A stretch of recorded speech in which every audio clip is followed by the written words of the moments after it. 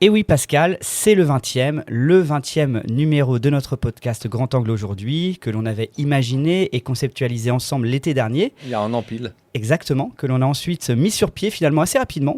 Très vite, en quelques semaines. Très vite, tout s'est passé très vite, exactement, pour que arrive enfin en effet la grande première qui était le 19 septembre 2025 avec notre invité à ce moment-là qui était Paolo Moretti. Ah oui, c'est juste. Alors, petit jeu, est-ce que tu te rappelles des films critiqués ce jour-là? C'est qu'il y avait le chef-d'œuvre de l'année, Sirat, Voilà. et qu'il y avait le film avec Sardou. Exactement. Connemara. Connemara, pas avec Sardou. Ouais, il y avait donc.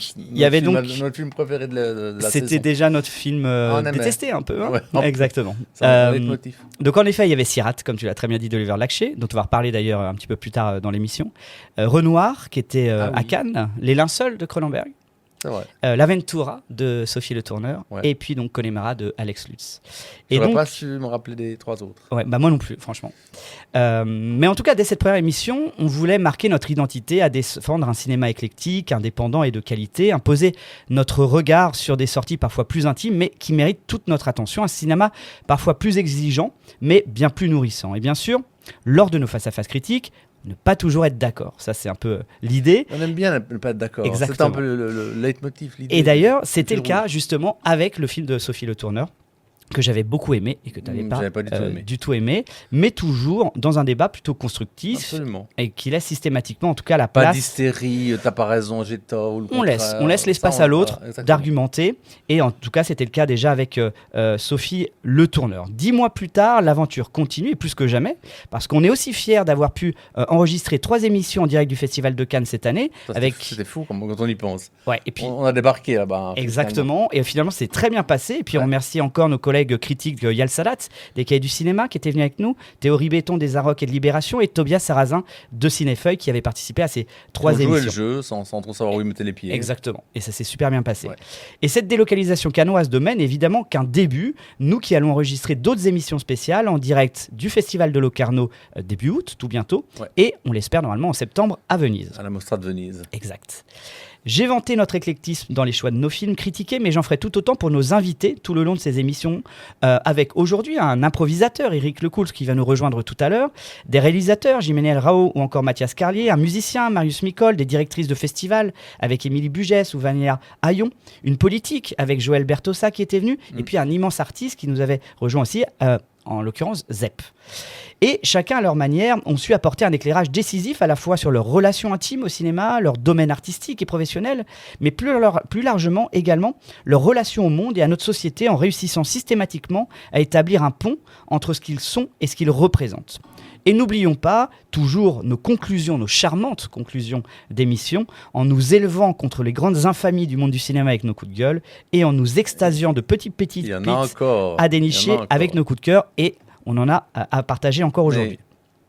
Alors c'est un peu comme ça qu'on avait imaginé notre grand angle, ce podcast, voilà comment il existe aujourd'hui, et même si sans aucun doute tout pourra évoluer avec son temps, nous sommes aujourd'hui très fiers de présenter ce 20e numéro, et qui, on en est persuadé, est que le début de notre aventure. Plus que 20, parce qu'on compte en spécial bilan 2025 et non numéroté. Plus les Cannes, on est à quasiment 24 épisodes. 24, exact. Ça fera 24. Alors Pascal, la question que j'ai, est-ce que tu es prêt pour la 50e ? Alors oui, si elle n'est pas trop tard. Ça fréquente la 50e d'une année maintenant. Ouais, ça passe vite. Hein, donc 20 en une année, dans un peu 30, plus. Donc, dans une année, ça passe une vite. année, 6 mois. Il faudra faire quelque chose d'énorme pour la 50e de Grand Angle. Un gâteau.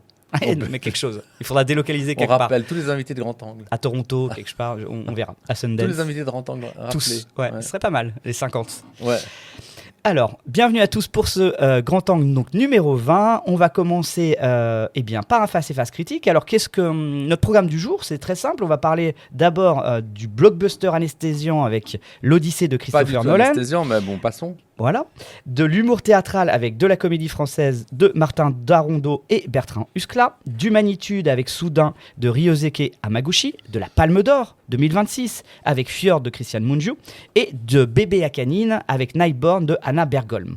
On accueillera, comme je l'ai dit tout à l'heure dans mon introduction, notre invité ensuite du jour, le showman et improvisateur genevois Éric Lecoultre, roi de l'impro et des faux doublages live avec sa compagnie Alliance Créative. Et en conclusion, encore une fois, évidemment, nos coups de gueule et coups de cœur. Alors on attaque direct par du lourd. L'Odyssée de Christopher Nolan. Pascal, à toi l'honneur. Dis-nous un peu de quoi ça parle et surtout, Qu'est-ce que tu en penses? Du très lourd, effectivement. C'est un des films. C'est le film le plus attendu de l'année, voire de l'été Mastodonte, en tout cas, Mastodonte. voire de l'été. Alors c'est l'adaptation de l'Odyssée d'Homère qui est attribuée à Homère. Je pense pas que Homère ait existé, mais bon, peu importe. C'est les aventures d'Ulysse. Donc ça se passe 10 ans après la guerre de Troie. Le guerrier Ulysse veut rentrer chez lui. Son entourage, donc son épouse et son fils, son épouse Pénélope, son fils Télémaque ne savent pas s'il est vivant ou non. Donc il va retourner à Ithaque, son île, là où il est né, là d'où il vient. Et pour y retourner, il va devoir affronter toute une série de périls, d'aventures qui constituent l'Odyssée. Je crois qu'il y a 11 récits à la base. Alors, Christopher Nolan ne les reprend pas tous. Il en reprend quelques-uns seulement. C'est un récit qui a été composé au 8e siècle avant Jésus-Christ, il faut le rappeler, qui est issu d'une tradition avant tout orale, qui est attribué à un certain Homère dont l'existence est sujette à caution. On ne sait absolument pas qui c'était ni s'il a existé. C'est plus probablement la réunion de textes de différentes personnes, de différents auteurs qui ont été collationnés entre eux, comme la Bible. De toute façon, c'est pas le problème ici, c'est pas la question, mais c'est bien de le rappeler. Et pour moi, Nolan, il se livre à une lecture, et c'est OK. Je veux dire, il fait une lecture de ce qu'il sait de l'Odyssée, comme d'autres l'ont fait avant. Il n'est pas le premier à adapter l'Odyssée. Il y avait déjà des Odyssées dans les années 10 qui étaient très bien. Et chaque épisode est simplifié dans sa version, est plutôt bien mis en valeur. Je pense à la grotte du Cyclope qui est assez rugueux. L'épisode est assez rugueux. Le chant des sirènes, ça reste relativement éthéré. On les voit très peu, bizarrement. Mm-hmm. La magicienne Circé qui transforme les soldats en petits cochons, en pourceaux, c'est assez flippant et drôle à la fois. Et l'apothéose, c'est au niveau de l'émotion, c'est le retour à Ithaque, le retour d'Ulysse dans sa patrie, où il va devoir affronter les prétendants au trône qui siègent, enfin qui traînent ici depuis des âges, devant Pénélope qui chaque nuit défait la tapisserie qu'elle tisse la journée. Mmh. Pour pas devoir choisir son futur mari. Voilà, elle fait tapisserie littéralement. Alors je trouve qu'il y a du souffle, qu'il y a quelque chose d'épique, qui a un bon rythme. C'est une production hollywoodienne, alors ok, on n'est pas dans l'esprit de l'œuvre grecque ancienne qu'on connaît. Pour moi, ça manque un peu d'aridité, d'austérité, mais ça c'est pas grave. Et surtout, on comprend très bien ce que Nolan a voulu faire dans ce film. C'est exactement la même chose que dans Interstellar. C'est recomposer une famille. Mm-hmm. Dans Interstellar, c'est un père qui veut retrouver sa fille, et là, c'est un guerrier qui veut retrouver son épouse et son fils. C'est la même thématique. Mm-hmm. C'est ça qui l'intéresse pour moi, je pense. Alors, il y a mis des millions, il a convoqué des tas de stars qui jouent plus ou moins bien, ça on peut discuter 10 ans. Zendaya, la première fois que j'ai trouvé supportable. Hein. En Athéna. Il faut quand même le signaler. Mm-hmm. Je trouve elle apparaît pas beaucoup. Hein. Non, heureusement. Ouais. Charlize Theron en Calypso, elle est pas mal. Mm-hmm. Matt Damon dans le rôle principal. Il fait du Matt Damon, il est crédible. Ouais. Anna Thaoué en Pénélope, ma foi, j'ai vu pire. Dans ses rôles, à elle, du moins. Et puis, qui joue Ithaque? Il y a Tom Holland. Il y a Tom Holland aussi. Qui joue Télémaque. Ouais, c'est ça. Ouais. Qui joue Télémaque, un peu plus faible, mais enfin bon, voilà. Alors voilà mon avis sur le film. Je suis moins emballé que certains qui disent c'est le chef-d'œuvre, c'est un banger, tout ça, machin, ok. Je trouve que c'est une bonne lecture qui se laisse voir. Je ne le reverrai pas. C'est un peu long. Ça dure 3h et... Un peu plus de 3 heures. 15, quelque chose comme ça. Mais ça tient ses promesses. Ça vaut le billet de cinéma. Tu ne vas pas être d'accord, tu vas annuler tous mes arguments. Ouais, moi je suis pas du tout d'accord. Je vais avoir mal, je sens. Non, je suis pas du tout d'accord. Bon, après, je dois avouer que j'aime pas trop le cinéma de Christopher Nolan, hormis Memento, Le Prestige. J'ai beaucoup de mal avec son cinéma et je retrouve tous les défauts dans son cinéma. C'est un cinéma pour moi qui est toujours trop grave, qui ne rigole pas, qui se prend toujours beaucoup trop sérieux. C'est toujours le tour de force du blockbuster massif. Dans ce dont on va parler aujourd'hui. Non, mais là, il y a quelque chose de je sais pas. Dans l'Odyssée, il y a quand même ce côté un peu fantasy, il y a ce côté un peu romantisme, poétique, lyrique, et que moi je retrouve pas du tout. Mais pas tellement, tu dis les chants d'origine, il n'y a pas du tout ça. C'est des chants. Mais je trouve que là le film est très très plombant, très dur, très froid, très glacial, comme d'ailleurs tout le cinéma de Nolan. Et moi c'est un cinéma qui m'ennuie.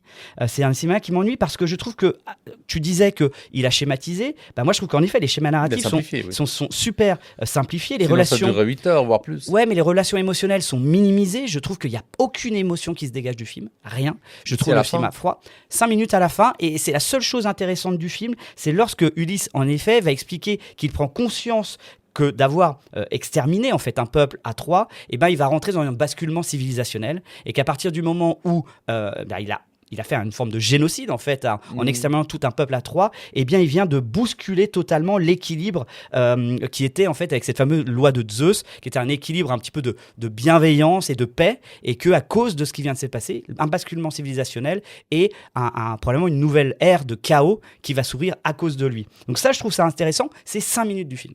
5 minutes du film, donc, et ça, il en fait rien. Autre chose qui me dérange énormément, c'est toutes ces séquences qui sont ridicules où il est sur la plage, tout seul, avec un bout de bois, pour essayer de réfléchir sur Il lui-même. médite. Mais il n'en fait rien, Nolan. C'est juste un pauvre mec avec son bout de bois sur la plage. Il n'y a pas d'expressivité chez Il y a Matt Damon. 2 Il y a pas- minutes il y a- de il y a ça. pas- En tout cas, c'est... Non, il est tout le temps sur la plage avec Bon. Calypso, à essayer de se souvenir, à essayer de se Oui, souvenir, mais à essayer de se c'est souvenir. le flashback. Ouais, non, mais il essaye Il tout le temps de se constitue souvenir. le récit. En fait, la seule chose qui l'intéresse, c'est se souvenir de ce qui s'est passé. Donc, dans la quête du souvenir, mais pas du tout dans la quête introspective de ce qui s'est passé. La seule chose introspective qu'il a, c'est justement les 5 minutes. Donc, pour moi, c'est très faible d'un point de vue aussi intellectuel, intellectualisation de cet exil qu'il a subi. Parce qu'en effet, on comprend que s'il est parvenu chez lui, c'est un exil forcé par rapport à ce qu'il a fait à Troyes. Donc, je trouve que on va pas revenir sur le casting, mais moi je trouve Tom Holland en effet un peu faible. Mais en tout cas, avec tout ça, je trouve que ça m'a anesthésié, ça m'a ennuyé. Je trouve que c'est un bricolage grand luxe où je ressens vraiment pas grand chose. Et en effet, ces scènes d'action avec ces monstres qui passent de l'un à l'autre, je trouve qu'il n'y a pas de lien entre les scènes d'action qui s'enchaînent comme ça. Et puis en effet, cette grande interrogation finale, pour moi, j'en ai vraiment pas assez. J'aurais aimé qu'il aille beaucoup plus loin dans justement cette introspection et cette réflexion qu'a Ulysse sur justement cet exil. Donc c'est du Nolan, c'est du grand spectacle, c'est du grand show. Et moi, en fait, ça me laisse. Ça te gonfle. Et puis ça ne me touche pas, je m'ennuie et je ne ressens rien, pas d'émotion. Donc pour moi, c'est froid, c'est glaçant, c'est plombant. Donc j'ai pas aimé. Christopher Nolan va adapter bientôt les aventures de Télémaque. C'est vrai? Il pourrait. Ouais. C'est Fénelon, ça. Mais C'est beaucoup mais plus récent. tu sais, il a fait son péplum, il a fait son film de science-fiction. Il y a enchaîne. un Il western enchaîne. à faire. Hein. Ouais, il y a probablement un western. Et donc le film est en salle et il est sorti le 15 juillet. C'était même la seule sortie de la semaine. Non, c'était pas la seule sortie. Si, c'était la seule sortie de la semaine. Ouais, 15 juillet. On passe à la suite, rien à voir, avec une comédie française, de la comédie française d'ailleurs, se nomme le film, de Martin Darondeau et Bertrand Huskla. J'en mêle mes fiches. Alors, donc, de quoi ça parle? C'est la grande première de Macbeth à la comédie française, et c'est une toute première mise en scène d'une très jeune metteur en scène, Nina Cardy, qui est interprétée par Pauline Clément. Pauline Clément, d'ailleurs, qui est pensionnaire dans le film de la comédie française, mais comme qui l'est tous. aussi, Comme tous les qui le sont comédiens tous du film. dans le film. Et d'ailleurs, elle retrouve Bertrand Huskla, donc le réalisateur. Ensemble, ils avaient fait ces petits formats courts Ouais. très drôles Oui. qui s'appelaient Brut, qui était une parodie de Brut à l'époque. Il y avait Et les donc, deux, Darondo et Huskla étaient déjà dans exactement, et Pauline Clément, donc on les retrouve ensemble. Ouais. Bon, pour revenir à l'histoire, rien se passe comme prévu, c'est une première, la comédienne principale est bloquée en Bretagne, l'ex-mari de Nina lui dépose son bébé devant la porte du théâtre, le comédien principal qui est interprété par Laurent Stocker apprend l'infidélité de sa femme qui est aussi comédienne dans la pièce, il y a une autre comédienne qui est défoncée à la weed, le décor part en fumée, bref, c'est chaotique. Et des emmerdes. Quoi, Que des emmerdes, et dans imprévus. ce marasme un peu de cette première chaotique, eh bien, la trouve va un petit peu se reformer, se restructurer pour essayer de la jouer, cette première. Alors moi, je trouve que le film est plutôt réussi, je trouve que c'est une joyeuse comédie qui est très bien écrite. Vraiment, les dialogues sont vraiment ciselés, il y a un bon rythme. Faut dire que le format est très court, 1h15. Et d'ailleurs... Ça c'est bien quand même. Alors toi, t'aimes Franchement. bien, moi aussi, mais je trouve que Ça du soit court. coup, ça lui donne un peu un côté plus court ou moyen métrage que long métrage. Et je trouve que justement, ça m'a donné plus un film de télévisuel que je pourrais voir en effet sur Canal que vraiment de cinéma. Donc il y a une forme un peu peut-être de trop de légèreté, je trouve, dans le film. Mais néanmoins, en effet, comme je dis, ça marche très très bien. Il y a des séquences hyper drôles, vraiment. Le monologue de Benjamin Laverne en Molière, il est exceptionnel. Toute cette parodie aussi avec le jeu de lumière, etc. Là, j'ai hurler de rire. Donc il y a des très très belles séquences, c'est drôle, c'est rythmé, c'est ciselé. Tout ce qui est le côté make-up aussi, le maquillage est réussi. Donc ouais, moi j'ai trouvé ça très très bien. Et puis évidemment, attends, c'est que des comédiens de la comédie française. Ouais. Donc évidemment, c'est extrêmement bien joué, c'est extrêmement fin. Et puis encore, je me répète, mais je trouve que ça très très bien écrit également. Donc Bertrand Husklas s'en sort très bien aussi dans la mise en scène, parce que justement, grâce à cette mise en scène, il met du rythme dans le film. Donc vraiment interprétation super, texte bien écrit, comme je l'ai dit tout à l'heure, peut-être sa forme est peut-être un petit peu trop courte, ou on peut penser à une forme de légèreté. Le petit point négatif que je mettrais éventuellement aussi, c'est un humour quand même assez de niche. C'est un humour un peu théâtral, théâtreux. Moi, je connais un peu le milieu. C'est un peu entre soi. Mais voilà, les blagues sur le Conservatoire national, par exemple, de Paris, le CONS, il faut un peu avoir des références Ça pour ne parle comprendre. pas, ça. Voilà. Alors Ça moi, je parle à connais part dehors. parce que en fait, le Conservatoire, c'est très très dur de rentrer. Il y a plein de tours. C'est vraiment un moment de stress. Et ça, faut connaître. Faut être un peu du milieu pour connaître. Donc moi, je connais un petit peu tout ça. Donc je trouve que c'est un peu un humour un peu d'entre-soi qui peut peut-être exclure certaines personnes. Mais ça, c'est un petit peu mon petit bémol. Mais sinon, j'ai trouvé ça très bien. Qu'est-ce que t'en penses? Bah, on va être d'accord, hein. Moi, j'aime bien. Le film ne se prend pas la tête. Ça raconte le chaos d'une mise en scène de Macbeth, le joyeux bordel qui règne dans une petite troupe, qui est en fait une grande troupe. Martin Darondeau et Bertrand Huskla, ils gèrent bien leur affaire. Alors, Huskla, il s'occupe de diriger les comédiens. Darondeau, lui, il s'occupe plus de la caméra et de la mise en scène. Il me l'a dit parce que je l'ai rencontré il y a quelques jours pour une interview. C'est une comédie en forme d'exercice de style pour moi, qui raconte pas grand-chose, mais qui amuse. C'est un film amusant. Il s'interroge pas sur le thème de la création, contrairement à Fellini, qui dans Répétition d'orchestre, si tu te souviens bien, c'est un peu la même chose. Il répétait qu'en orchestre, et rien ne se passait bien, c'était le bordel, mais ça devenait en film sur la création, une réflexion sur la création. C'est pas le cas ici, c'est pas grave. Le film secoue un peu la comédie à la française. Il propose presque une alternative. On est tellement coincé entre les pantalonnades avec clavier et ces histoires des couples qui s'interchangent, et puis il y a une espèce de quiproquos des constants, Ouais, l'humour situationnel. avec souvent Alexandre Lamy. Je vais citer aucun film, mais bon, voilà. Là, tout d'un coup, on est sur autre chose, sur une autre forme d'humour qui fait assez un peu plus fin. qui fait du bien, un peu plus infâme, fin, bien plus sûr. fin. Ouais. C'est pas que ça, mais voilà, c'est un film sympathique avec une bande de comédiens, comme moi j'aime beaucoup Daniel Lebrun, Ouais. par exemple, qui j'apprends qu'elle est à la comédie française. Bon, c'est pas étonnant, c'est une grande actrice. Mais elle a un rôle assez incroyable. Très drôle. Totalement à côté de la plaque. Complètement à très l'ouest. drôle, totalement à l'ouest. Ouais. Et c'était vraiment drôle. Et voilà, donc je recommande. Ouais, je suis recommande ce d'accord. film, on est Ouais. d'accord. Et, The Bastille. et il est sorti le 22 juillet et Ouais. il est en salle, du coup. Il est en salle. Ils sont tous en salle. Ou ils seront tous en salle. Ou ils sont. Ouais, parce qu'on va parler des films qui vont pas être encore arrivent, sortis, qui je crois. arrivent, Ouais. ouais. Donc on passe à Soudain de Ryosuke Hamaguchi, qui était donc au Festival de Cannes. Il a gagné prix d'interprétation d'ailleurs pour les deux actrices principales. Ex-aequo. Pascal, à toi l'honneur.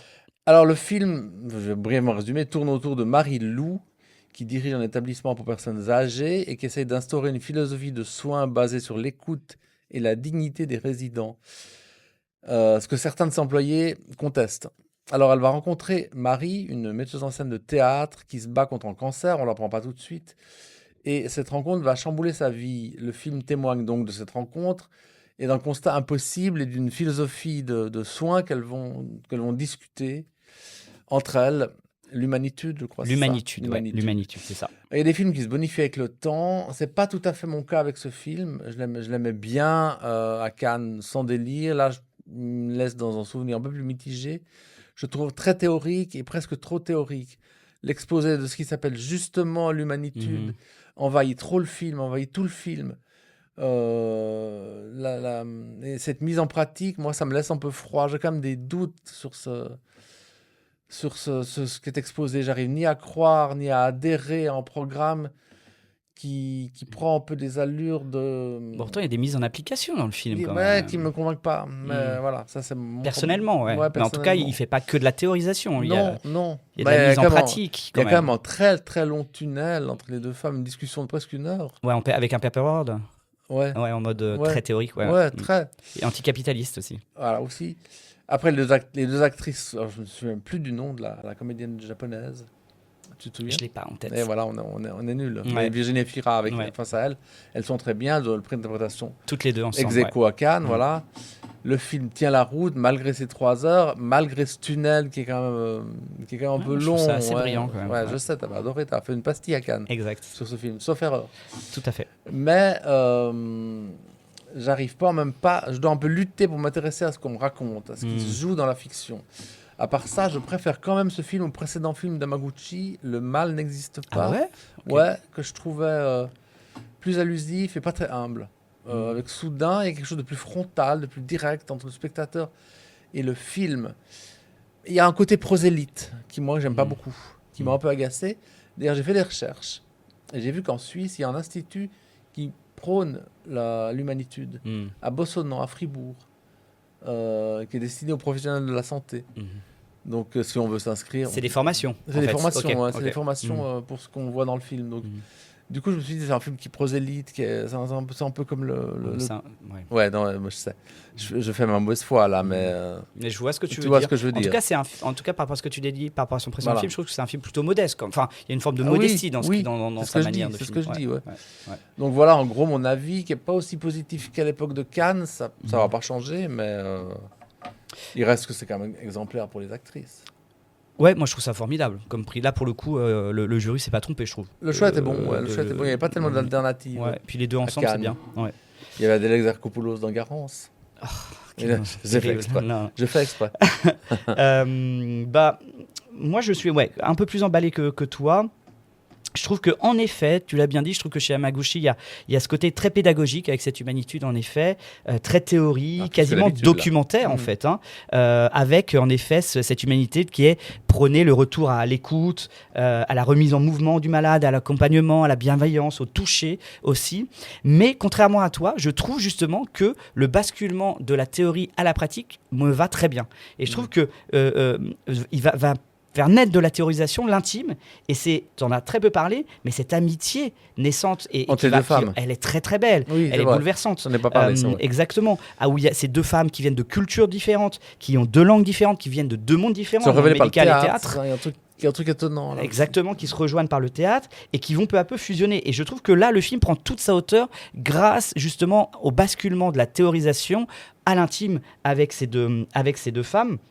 Et puis, je trouve que moi, justement, la mise en application, elle me touche, parce que je trouve que ce monde du théâtre qui intègre le monde médical, ces corps qui se rapprochent avec ces jambes là lorsqu'ils sont les uns sur les autres, etc. J'aime pas, Enfin, moi, je beaucoup trouve ça. Moi, j'aime pas cette idée, mais bon. Voilà. Moi, je trouve ça très bien parce que justement, on sait en fait dans cette maladie. Alors, il faut bien comprendre que dans cette EHPAD, c'est surtout ou principalement ou quasiment uniquement des maladies neurodégénératives, Comme de type Alzheimer. Donc des gens qui complètement perdent un petit peu la mémoire et la conscience. Et du coup, l'idée, c'est de les reconnecter Il n'y a pas en fait. juste des vieux qui sont vieux. Exactement, Si c'est j'ose vraiment dire, si j'ose plutôt dire. des pathologies neurodégénératives comme ça. Et donc, je trouve que l'application du théâtre, de l'interaction des corps, ces séquences justement en extérieur où ces corps se joignent et s'assemblent, ce contact physique qui se réinstalle, moi, ça me plaît. Je trouve ça plutôt très beau. Et puis, encore une fois, cette amitié foudroyante vraiment entre Marie et Marie-Lou, justement, est là aussi pleine d'humanitude et une mise en application de la théorie.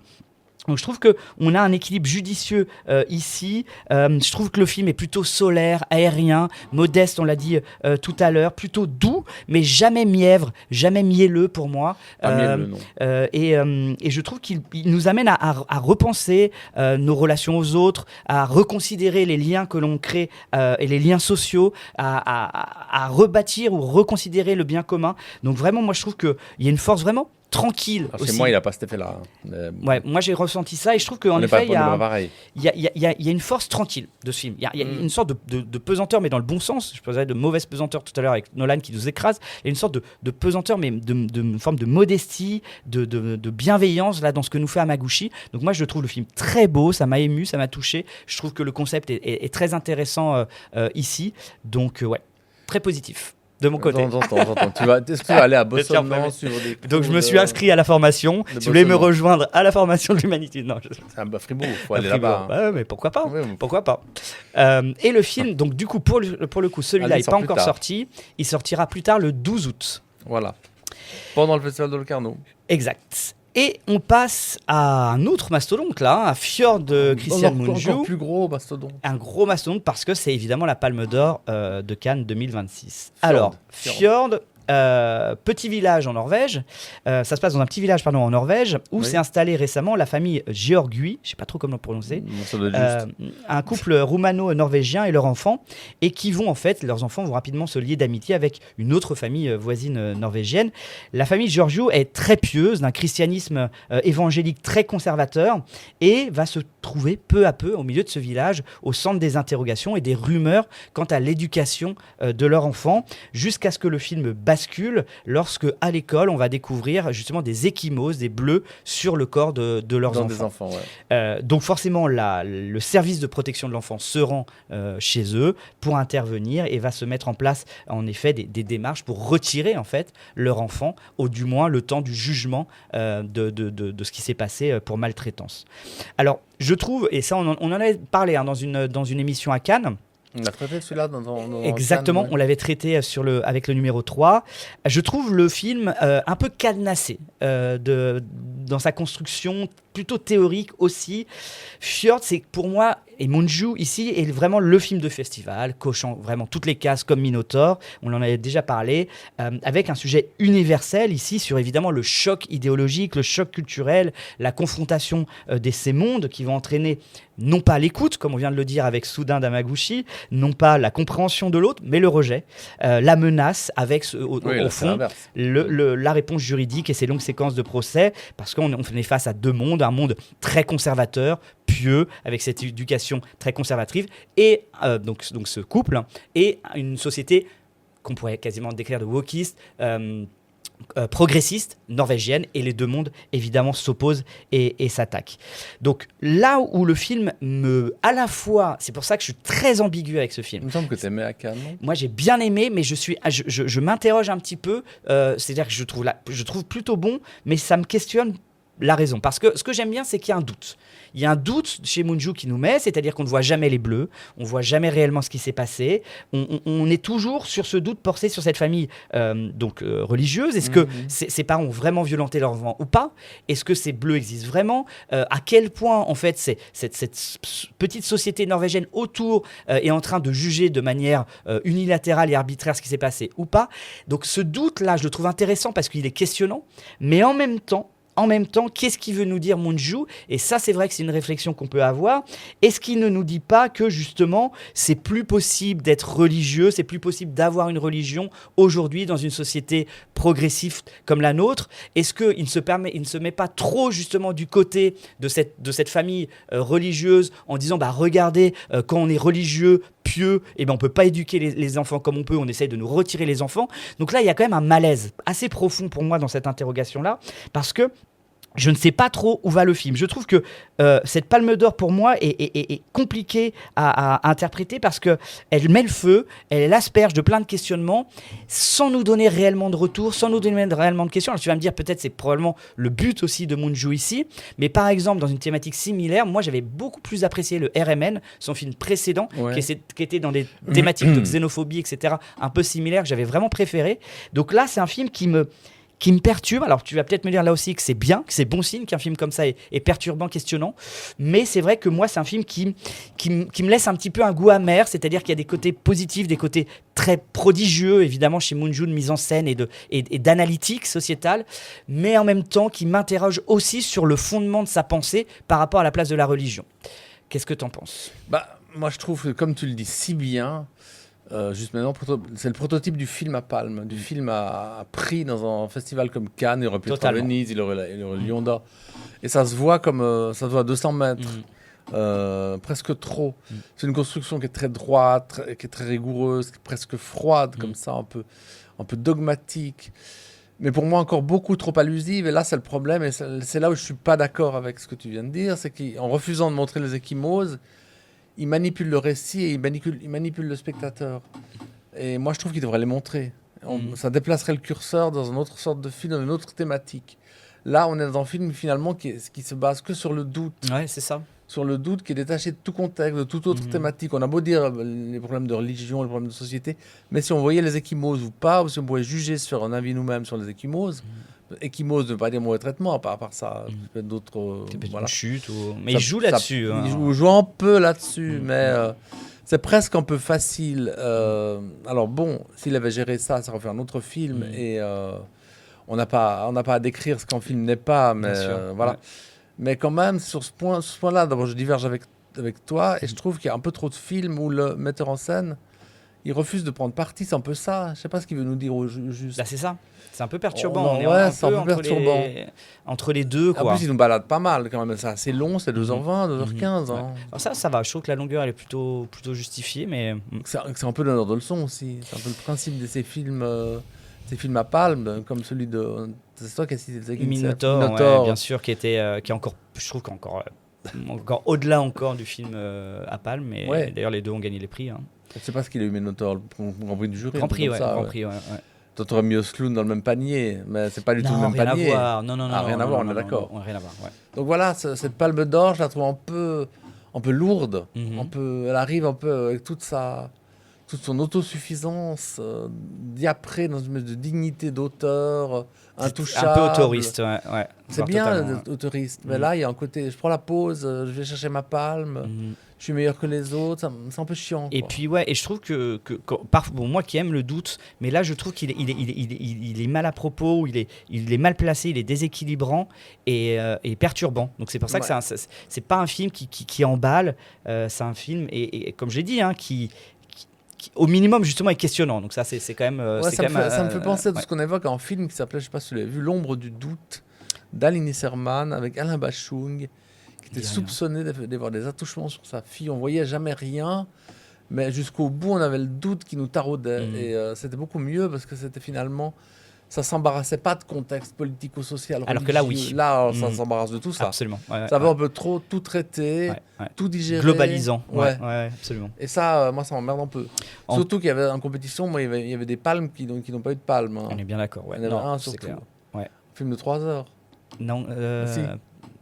Hope, oui. C'est ça de Nanjing. Bah oui. Je confonds toujours avec Nope de Jordan Peele. Oui, moi aussi. Bon, quand il sortira, s'il sort. Pas sûr. Hein. Je sais pas, en Suisse, ça peut être compliqué une sortie comme ça. J'avais entendu qu'il sortait, mais j'espère. Cette année peut-être. Il aurait dû être à Neuchâtel. Ouais, il l'a pas été. Non. Ah, dommage. Non, pour des questions de je sais pas quoi d'ailleurs qui m'ont pas été dites. Ok.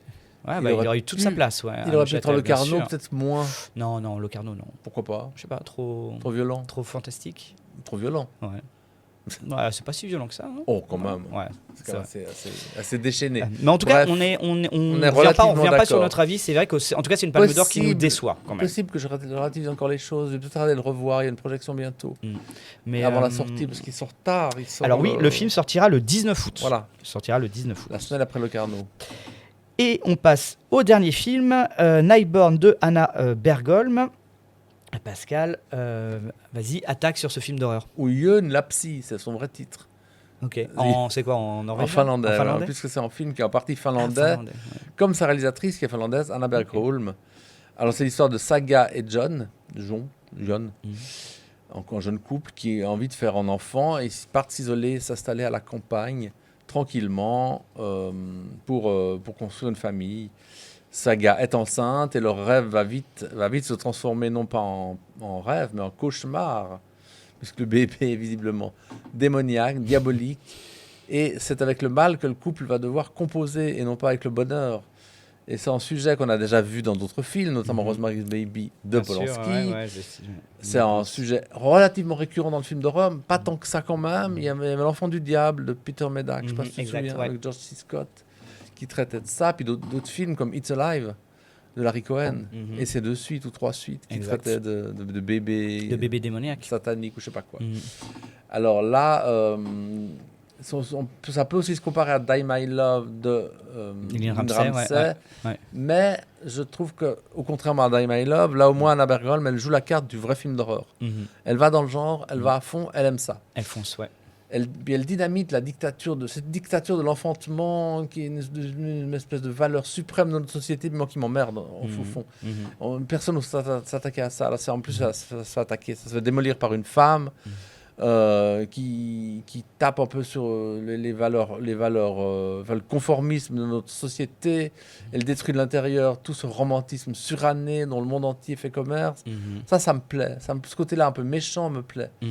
C'est des promesses qui sont pas tout à fait tenues. Le film, il s'effondre un peu lors de sa dernière partie. Quand on veut nous expliquer les choses, bon, ça c'est souvent comme ça. Mais c'est quand même relativement, et je dirais assez jouissif. Parce que c'est un film fait sans ironie, sans distance, comme si tout était vrai. Moi j'aime bien ça dans les films d'horreur, quand on nous montre les choses comme si c'était vrai. Et là on a l'impression que ce bébé il est vrai. Enfin, je veux dire, même si on le voit jamais, il reste hors champ. Ça c'est aussi un choix. Bon, l'habitude des cinéastes de pas tout montrer. Hein. Ouais, mais ça je trouve ça bien. C'est bien, ouais. Qu'est-ce qu'on voudrait voir de toute façon, un petit bébé avec des vilaines dents, comme dans It's a Là on voit un petit peu son dos tout poilu. On voit. Ouais. Il est tout poilu, on le voit. Alors c'est un film qui est ni optimiste ni donne de leçons, c'est un film bizarrement, pas bizarrement, mais qui est assez méchant, qui ne veut pas du bien. Alors bizarrement en revanche, il avait été dévoilé en compétition à Berlin. C'est curieux quand même. En compétition à Berlin, okay. Ouais. Vraiment surprenant. Parce qu'il faut un quota de films de femmes. Ce qui va nous amener à parler dans notre festival. Venise, voilà. 19 hommes sur 20. Voilà, dans la compétition qu'on vient de découvrir. Et au casting, on retrouve Rupert Grint, qui était le pote rouquin de Harry Potter, qui fait ici une composition que je trouve savoureuse. Moi, j'aimais bien cet acteur d'Harry Potter. C'est pas ce que je détestais le plus d'Harry Potter. Et finalement, ce Nightborn. Yann, j'aime bien le titre Yeuplapsy. Yeuplapsy. Est l'un des bons films d'horreur de l'été. Ouais. Pour moi. Moi je suis. J'ai pas vu Oui, j'ai vu tous les films d'horreur de l'été. Donc, moi, je suis plutôt d'accord avec toi. Après, je suis un peu plus mesuré. Moi, pour moi, c'est un film que je vais oublier assez vite. Mais il y a quelques. Moi, je l'avais oublié, là. Déjà, ouais. Mais tu l'as vu il y a plus longtemps. Ouais, c'est ça. Ouais. Mais il y a quelques idées intéressantes que j'aimerais revenir en effet sur le fait justement qu'on voit pas le bébé, mais on l'entend. Ouais. C'est un film qui est harassant au niveau sonore. C'est-à-dire qu'on ne passe son temps à entendre les pleurs, les hurlements de cet enfant incessant, inaltérable. Ça s'arrête jamais. Donc c'est vraiment, ça rend fou avec cette. Et c'est évidemment ce que veut nous faire passer la réalisatrice. Ouais. Et je trouve que en fait, la vue nous est refusée. On ne voit pas l'enfant, mais le son, lui, il nous est imposé. Donc la monstruosité physique est cachée, mais s'écoute en fait. Ouais. Et ça, je trouve ça hyper bien. Et en revanche, ce que j'aime beaucoup, parce qu'il faut bien redire en effet que c'est sur la dépression postpartum. C'est la dépression postpartum principalement pour moi. Moins que Die My Love, voilà. Mais quand même parce que tu vois, on a aussi, par contre, le corps qu'on voit. C'est celui de la femme. Et c'est un corps qui se transforme, c'est un corps qui se détruit. Et ça, c'est un sujet aussi tabou du postpartum, où les femmes voient leur corps se détruire, voient leur corps se détruire par la grossesse, par l'accouchement. Là, c'est l'horreur, les visions d'horreur. Là, c'est oui, mais évidemment, oui, mais c'est métaphorique. Mais ça parle bien sûr de, justement, cette modification, cette transformation, ce dépérissement quasiment du corps, en fait, en postpartum. Et ça, je trouve que c'est quand même un sujet qui est intéressant. Et on voit vraiment, je trouve, l'actrice principale, Sadie Arla, elle s'appelle, avoir une transformation physique vraiment progressivement, où elle se transforme elle aussi en monstre. En fait, le monstre qu'on ne voit pas, le bébé, eh bien, c'est elle qui devient le monstre. Et en fait, le parallélisme entre les deux est super intéressant, je trouve. Et après, l'autre chose que j'aime bien, c'est, moi, je trouve que c'est plutôt bien fait de créer le doute. Là aussi, il y a un doute, parce qu'il y a un moment donné, on peut penser qu'elle est folle. En fait, quel délire. Comme dans Lynn Ramsey. Exactement, que peut-être que en fait, ce bébé, il va très bien et que c'est elle qui est en délire psychiatrique, mais il y a le père qui en imaginant. Mais le père, il est là. Ouais, mais le père, pour lui, il a rien, son bébé. Hein. Ouais, c'est vrai. Il dit, en gros, tout va bien. Oui, donc, il y a quand même, elle immisce le doute. Et ce que tu as très bien dit, je suis totalement d'accord avec toi, ça attaque justement le fait d'être mère, où le monde entier...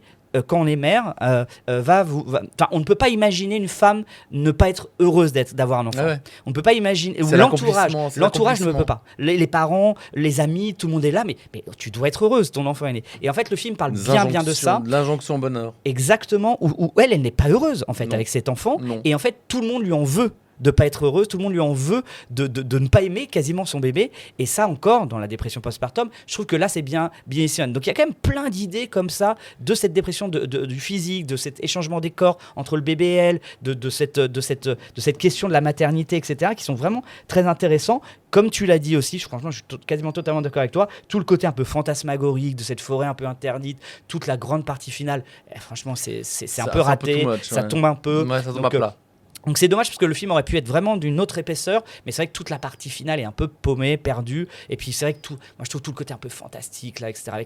Avec la forêt, tout ça.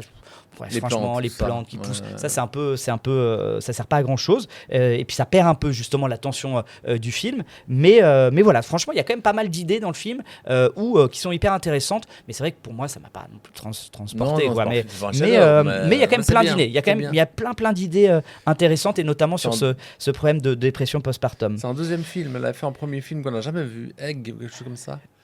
Qui est jamais sorti. Qui était à Gérardmer, qui a gagné un prix à Gérardmer, mais qui n'est jamais sorti en Suisse. Mais qu'on n'a pas vu. Gérardmer, j'y vais pas, moi. Ouais. Et qui n'était pas sorti en Suisse, ça c'est sûr. Non. Qui est sorti sur les plateformes directement, je crois. Et le film est en salle et est sorti le 22 juillet. Voilà. Il faut y aller, parce que les films d'horreur, il faut y aller tous les voir. Ouais. Toi, tu es un fan de films d'horreur. J'aime bien, mais il n'y en a pas assez. Il y en a quand même pas mal. Ouais. Il y en a un ou deux par semaine. Et puis on en parle souvent. Oui. Ouais, on les boude pas. Evil Dead Burn, on en a parlé. Ah, bien sûr, ouais. Plutôt pas mal. Backrooms. Pas vraiment un film d'horreur. Ouais. On en a parlé. Non, ça se veut, ouais. Pour l'instant, on a parlé d'un film d'horreur par émission là, sur les 3 dernières. Oui, mais c'est l'été. C'est pour ça. L'été, il y en a tout le temps. Et on peut passer à notre invité du jour, Eric Lecouls. Tu peux venir t'installer autour de la table. Prends place. Bienvenue. Merci. Salut Eric. Un grand merci d'avoir accepté notre invitation. Donc, Eric, tu as fait tes études à Genève en sciences politiques. Oui. Tu as intégré des études de journalisme avant de commencer ta carrière au Courrier de Genève de 2013 à 2019. Mais en parallèle, tu as toujours été dans l'improvisation. J'ai vu depuis quasiment 2007. Tu as monté ta compagnie d'improvisation théâtrale Impro Suisse. Tu as représenté la Suisse 5 fois aux mondiaux d'improvisation. Et tu es aujourd'hui partie de cette compagnie Alliance Créative pour lequel tu crées le très reconnu grande soirée du doublage improvisé dont on va parler un petit peu plus tard. Tu enchaînes aussi différents spectacles depuis 2023, Double Jeu, Comme un lundi ou encore Je me souviens. Et depuis 2024, tu es aussi chroniqueur chez One FM. J'ai tout bon ? Ouais, c'est pas mal. que des informations. Il arrête jamais. Donc, ma première question, en lien avec justement le parcours que je viens d'évoquer, c'est quel a été un peu le point de bascule justement entre ta formation en Sciences Po, ta formation de journalisme et l'impro ? Qu'est-ce qui s'est passé ? Quel a été le point de bascule qui t'a amené à faire de l'improvisation ?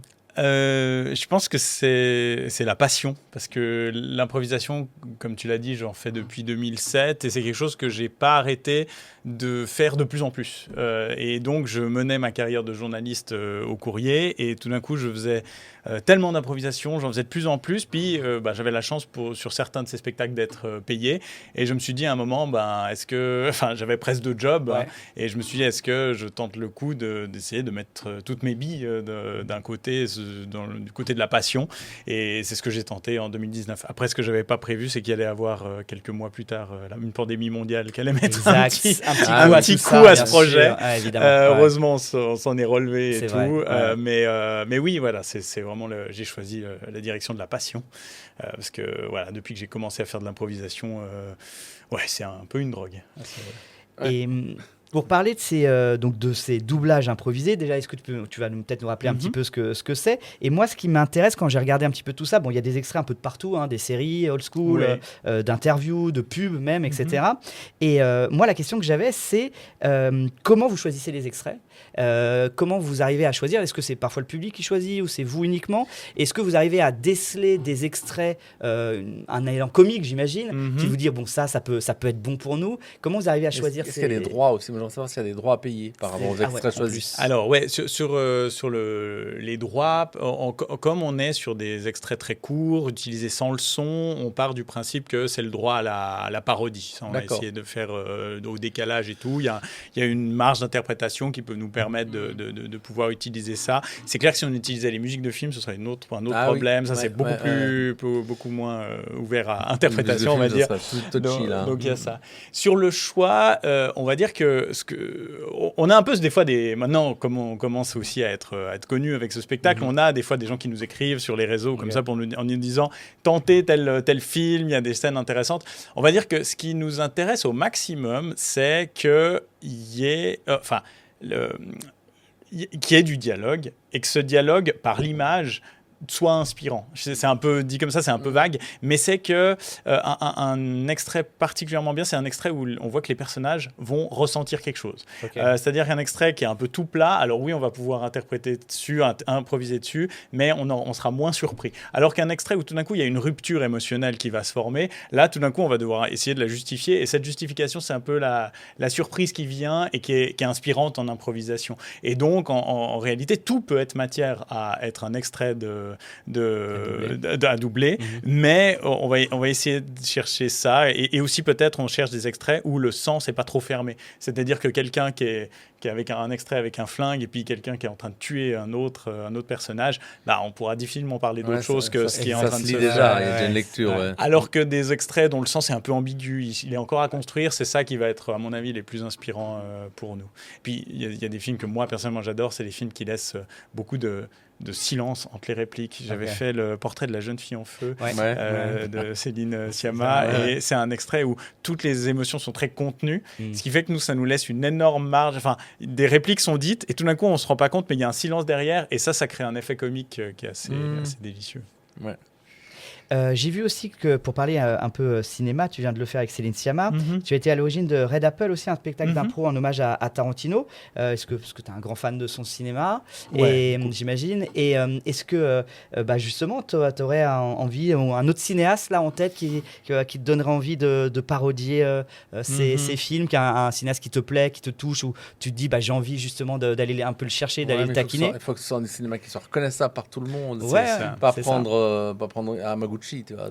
Ça pourrait être pas mal, l'humanitude dans une EHPAD, dans un EHPAD, ça peut être pas mal. Mais... Il faut effectivement un truc qui allait bien avec Tarantino, outre le fait qu'il est connu, reconnu, son style et tout, c'est que c'est quelque chose où on pensait que les codes de Tarantino pouvaient être transposés sur une scène d'impro, c'est-à-dire que dans la façon où il écrit ses scènes, où il mélange beaucoup la tension de violence avec la tension comique, il y avait ça, cette donnée d'écriture, on pouvait essayer de l'utiliser sur scène, et c'était en improvisation quelque chose qui allait pouvoir nous inspirer justement. Alors qu'il y a des fois des réalisateurs où c'est des réalisateurs qui sont très bons dans la forme ou comme ça, c'est plus difficile à amener sur une scène de théâtre. Donc Tarantino avait ça d'intéressant.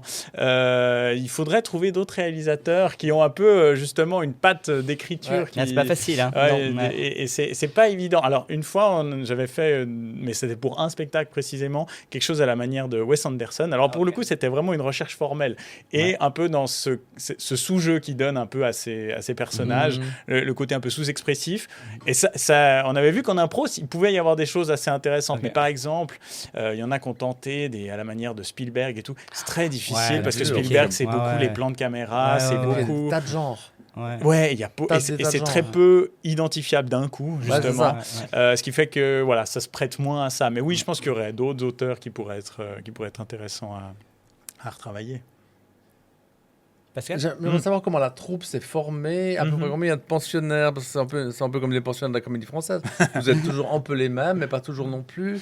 Est-ce qu'il y a des sociétaires qui sont les derniers arrivés, un peu en gros tout ça? Oui, alors Alliance Créative, ça s'est formé avec Nina Cachelin. Ça s'est formé, 2021. Ouais, exactement. C'est 6 ans. 5 ans. C'est ça. C'est avec Nina Cachelin et Adrien Laplanet. On est les 3 cofondateurs. Ils sont aussi humorisateurs. Ils sont aussi improvisateurs de Genève et Lausanne, et humoristes aussi, les deux. Et oui, c'était l'idée de créer notre compagnie parce qu'on avait tout simplement un projet qu'on avait écrit pendant le Covid, et on s'est dit il nous faut une compagnie pour pouvoir le porter. Et donc on a créé cette compagnie, et à la base, vraiment, le nom, on l'a trouvé comme ça. Enfin, c'était vraiment juste, il faut porter cette pièce, donc essayons de trouver une compagnie. Et puis, l'envie de poursuivre d'autres projets était là, donc on a fait d'autres projets qui se sont additionnés un peu de façon anarchique, et donc en fait c'était ça, à la base c'était une compagnie pour porter nos différents... C'était dans ce contexte-là? Ouais, exactement. Le spectacle que j'ai avec Nina, c'était ça, et donc c'était juste une agrégation de projets, et puis on a eu la chance avec le doublage, c'est de se faire découvrir, je pense, un peu plus largement sur les réseaux sociaux, ce qui nous permet de pouvoir un peu exporter nos spectacles et tout, de travailler au dehors de la Suisse romande. Et donc ça, c'était un peu la chance qui nous est arrivée. Justement, je voulais revenir si tu me permets, sur l'épisode de La France a un incroyable talent sur M6. Je crois qu'ils vous ont repéré sur Instagram, Oui, c'est ça, ouais. Et vous êtes retrouvés dans l'émission. Moi, je pensais qu'il y avait que des Français qui étaient dans l'émission, Bah, à cause du titre.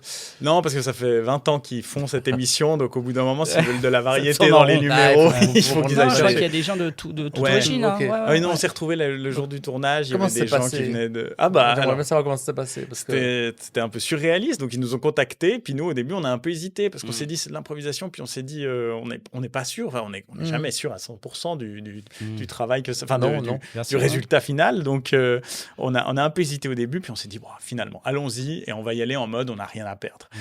Et donc, au final, c'était pas. On n'a pas dû à passer un casting parce qu'ils nous voulaient, donc ils savaient un peu ce qu'on avait à parce que proposer. certains candidats, ils passent un casting avant. Il y en a qui. ouais. Voilà. Et Donc, Comme The Voice. Ouais, et donc là, on s'est retrouvé directement catapulté dans les phases de la première émission, les sélections. Et du coup, c'est vraiment une journée de tournage où tu vas à Paris, on t'offre l'hôtel et tout, et tu te retrouves dans une journée, tu fais les essais le matin, puis ensuite tu vas aller faire ton improvisation. Et nous, c'était particulier parce que on pouvait pas voir les extraits qu'on allait nous proposer. Ok. Donc il fallait, on disait, ok, on fait tout le filage, mais au moment où le film va passer, on dit on veut pas le voir parce que nous, on doit improviser. Bah oui. Et donc voilà. Donc c'était ça qui était un peu particulier, mais on a eu des retours très positifs. Ils ont été. Après, ce que j'étais déçu, c'était l'expérience était super, mais le rendu, le montage de M6, enfin, pour le coup, ils ont vraiment charcuté. Ils ont massacré le Ils truc, ont ouais. massacré ce qu'on a proposé. C'est pas pour dire que c'était génial, mais on a eu un des extraits qui était, je pense, vraiment bien. D'ailleurs, la réaction du public, on voit qu'elle est très enthousiaste. Et ce que ça donne, on comprend pas ce qu'on fait, on comprend pas. Et donc, il y a beaucoup de gens qui, évidemment, ont commenté après sur Internet en se disant, mais c'est nul. Ben oui, je pense que le montage est nul, alors que je pense que un des extraits qu'on a proposé était correct et aurait mérité, je pense, d'être mis un peu en plus en valeur. Quoi. En fait, ne pas autant. En fait, ils nous filmaient nous. Et ils filmaient l'image, mais ils filmaient pas les deux ensemble. Enfin voilà, c'était un peu spécial. Donc voilà, ils ont pas su quoi faire de ça. La télé. Et alors que la RTS, pour le coup, a fait une captation du spectacle ce printemps. Et ben, en fait, le montage allait beaucoup mieux parce qu'ils ont plus mis en valeur ce qu'on. Ils ont pris du temps aussi. Je pense que M6 veut l'efficacité à tout prix. C'est une séquence de 2-3 minutes. Et c'était. Ça vous a quand même propulsé. Ça, on en a beaucoup parlé à ce moment-là. Oui, on a beaucoup parlé dans la presse, mais je pense que on n'a pas eu beaucoup de retombées sur, on va dire, au niveau du public. Je pense que les réseaux sociaux sont aujourd'hui plus puissantes pour booster une compagnie que la télé aujourd'hui. Oui, clairement, je pense. Et vous jouez actuellement au Splendide aussi à Paris, c'est ça? Oui. Et j'ai vu qu'il y avait de très nombreuses dates d'ailleurs jusqu'à avril prochain. Et donc je sais que pendant votre spectacle, il y a aussi quand même des interactions un petit peu avec le public. Et moi, ça m'interroge de savoir, est-ce qu'il y a une différence, tu sens, entre le public, par exemple, de Paris, le public de Genève, ou comment ça réagit, est-ce qu'il y a une différence un petit peu entre Paris et Genève, par exemple, dans la manière de réagir, dans la manière d'interagir que tu as avec le public? Oui, il y en a. Puis même, on avait pu le jouer aussi en Belgique, donc il y a même encore des degrés. Non, on va dire que le public suisse roman est plus sage, on va dire, plus poli, donc il est peut-être moins enclin naturellement à réagir et tout ça. Donc à Paris, c'est ça qui nous a surpris, c'est que les gens participaient beaucoup et aussi surtout après le spectacle donnent beaucoup leur avis. Là où à Genève on a un truc, on joue le spectacle, ils nous laissent tranquilles, ils osent pas trop. À Paris, les gens viennent nous parler puis ils nous écrivent ensuite sur les réseaux quand ça leur plaît, quand ça leur plaît pas. Donc il y a vraiment ce truc de beaucoup plus le public prend plus sa place et c'est intéressant parce que justement nous on se nourrit aussi beaucoup de ça pour trouver nos inspirations, nos impulsions pour nos impros. On aime bien que le public participe. Donc ça à Paris effectivement c'était ça, et en Belgique c'était un degré encore supplémentaire. Encore supérieur. Oui. En Belgique les gens ils prennent une place folle par leur réaction, mais c'est très plaisant. Cool, Est-ce que tu arrives à en vivre, tout bêtement, comme une question? Oui, aujourd'hui, aujourd'hui, oui.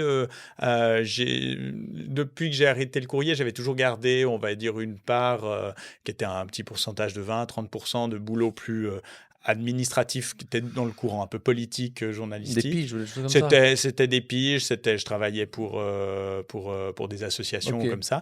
Mais là, maintenant, je peux complètement en vivre.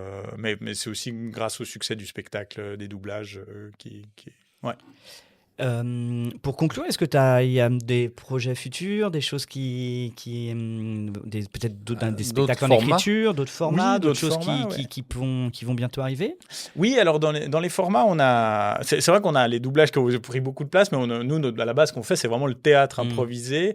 On a un format qu'on a créé l'année dernière qui s'appelle Comme un lundi, qui est un peu on va dire l'inspiration, c'est un peu The Office et toute cette ces documentaries un peu qui sont nés des documentaires qui sont nés du monde du travail. Et on a créé un spectacle qui s'inspirait de cet univers-là et qu'on a beaucoup aimé jouer, qu'on aimerait bien rejouer. On a un spectacle aussi qu'on va jouer l'année prochaine en mars qui s'appelle Je me souviens, qui est un peu un spectacle qu'on joue depuis, je ne sais pas si tu avais eu l'occasion de le voir, c'est sur la thématique des souvenirs.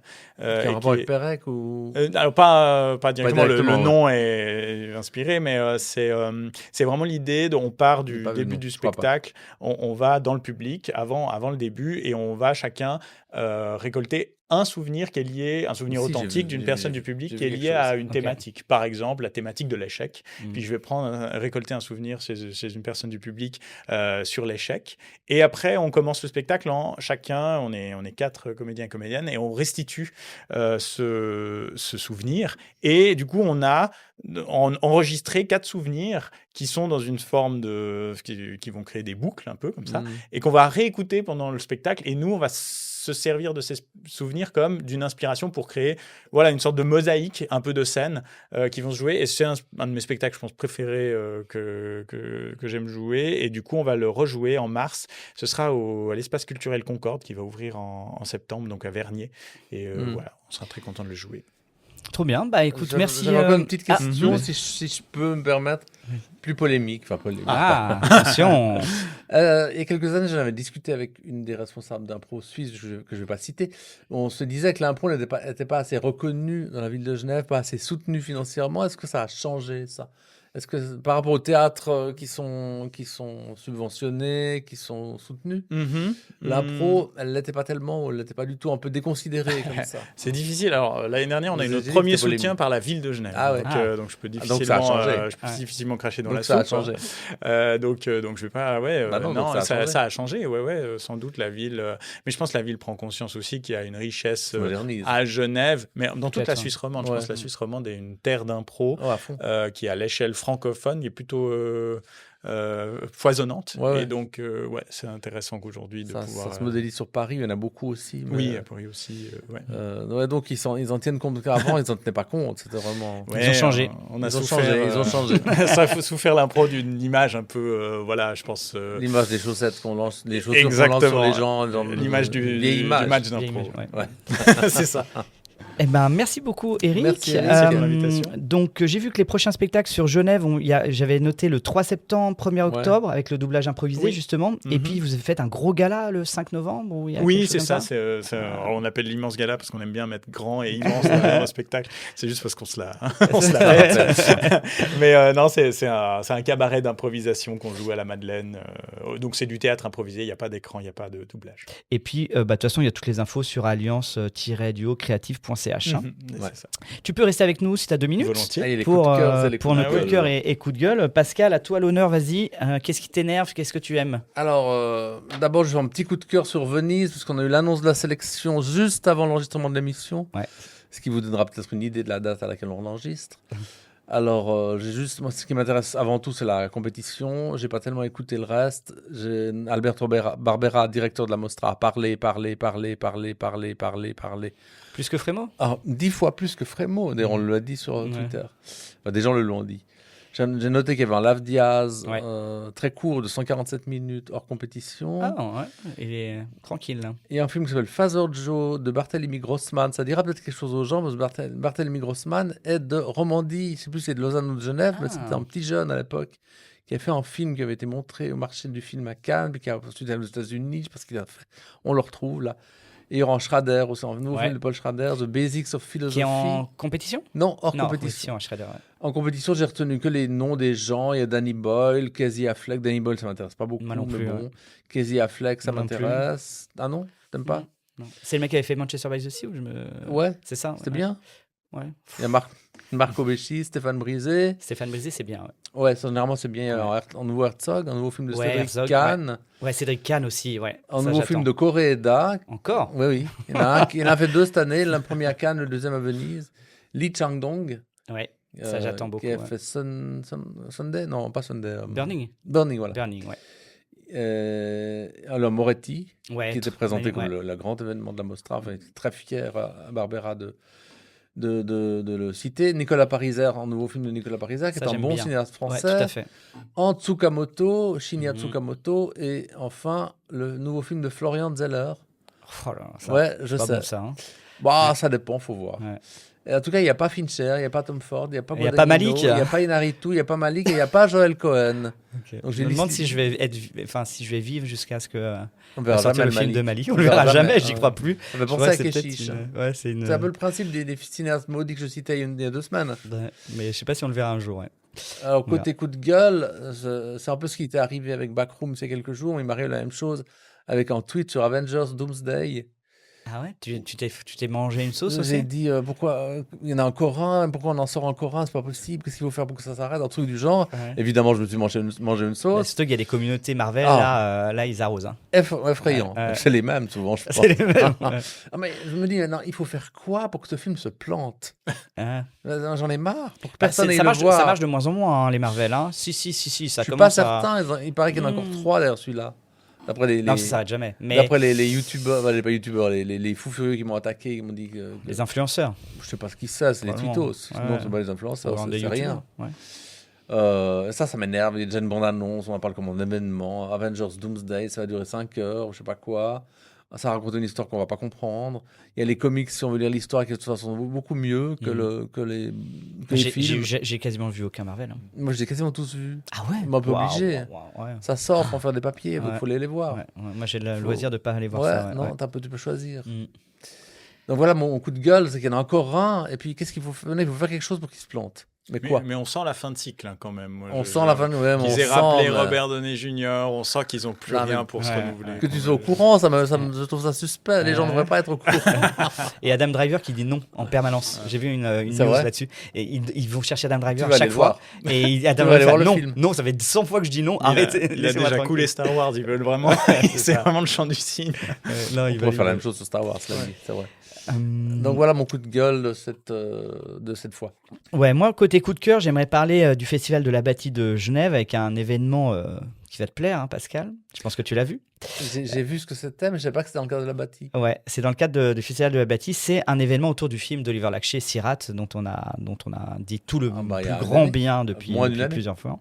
Ouais, qui était à Cannes, qui a gagné un prix du jury à Cannes l'année dernière. Palme d'or, il aurait dû l'avoir. Et il a juste, ouais, il a eu le prix du jury seulement, je crois.